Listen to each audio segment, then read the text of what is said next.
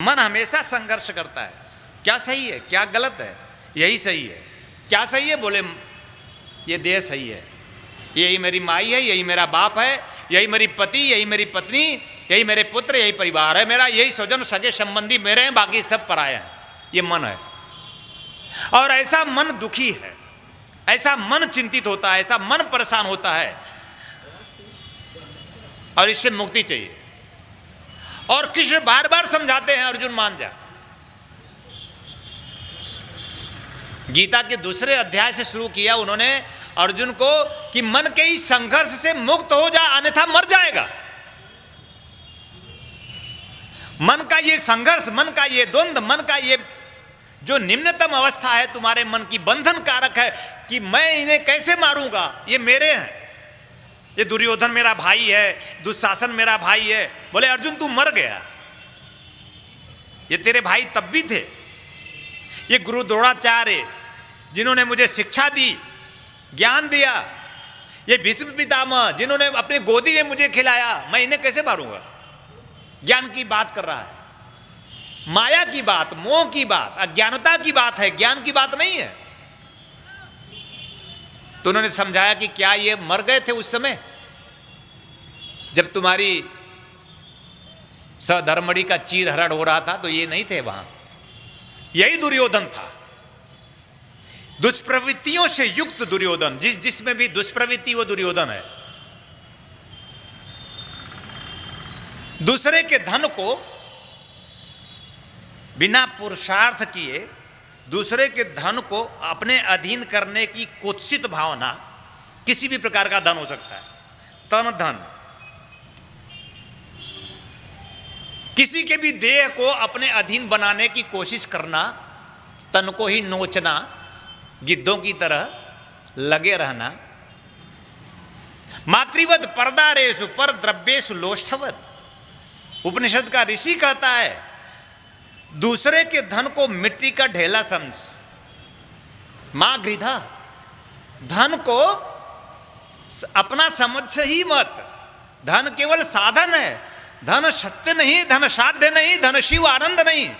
जिस दिन कोमा में जाओगे हॉस्पिटल में, या जिस दिन तुम्हारा यह शरीर जीर्ण शीर्ण होगा, तो तुम्हारा धन धरा रह जाएगा। तुम्हें जान नहीं दे सकता, तुम्हें प्राण नहीं दे सकता, तुम्हारा धन तुम्हें पूर्ण नहीं कर सकता। तो ऋषि कहता मातृवत परदारेषु पर द्रव्येषु, पर द्रव्येषु लोष्ठवत, मिट्टी का ढेला है। पर द्रव्येषु होता है कोई सुंदर स्त्री हो, कोई सुंदर पुरुष हो, ये धरती हो, जमीन हो, किसी का जायदाद हो, किसी का घर हो, किसी का गाड़ी हो, किसी का बंगला हो, या किसी भी प्रकार का धन हो तिजोरी में रखा हुआ, उस पर नजर रखना। मां गृध, ऋषि कहता गिद्ध की तरह लालची मत बनो, गिद्ध की तरह मत बनो। मां माने मत, मनुष्य हो, गिद्ध नहीं हो। और कोई गिद्ध कह देगा तो तुम्हें बहुत दुख होगा। बोले गिद्ध क्या? बोले गिद्ध आकाश की ऊंचाई पे उड़ता है। इस संसार में सबसे ज्यादा ऊंचाई पे अगर कोई उड़ता है तो गिद्ध है, पक्षियों में सबसे ज्यादा ऊंचाई पे उड़ता है। और उसकी दृष्टि कहां रहती है बताओगे? गिद्ध हमेशा आसमान पर उड़ता है और देखता नीचे जमीन पर है कि कहां मांस मरा, मांस पर उसकी दृष्टि रहती है। उड़ता आकाश में है, देखता जमीन पर है। ऋषि कहता है ऐसा गिद्ध ना हो, तुम भी आकाशगामी हो, तुम भी श्रेष्ठता के सूचक हो, तुम भी सर्वोच्चता के सूचक हो, तुम उस शिव की खबर हो, उस शांति की खबर हो, उस राम कृष्ण बुद्ध महावीर की तुम सूचना हो इस धरती पर। तो तुम भी मां गृध, गिद्ध की तरह मत बनो, कि नहीं? जैसे गिद्ध देखता है और फिर वो झपट्टा मारता है और फंसाता है चंगुल में मांस और लेकर उड़ जाता है, नोच नोच के खाता है। जीवन की पूर्णता नोच नोच कर खाने में नहीं है।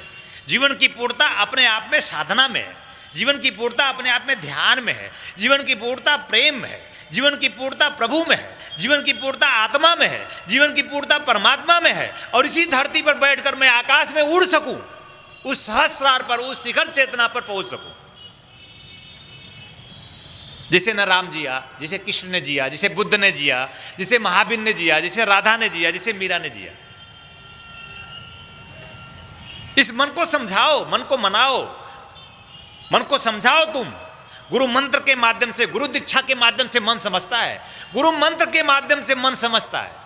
गुरु को साक्षी बनाओ तुम।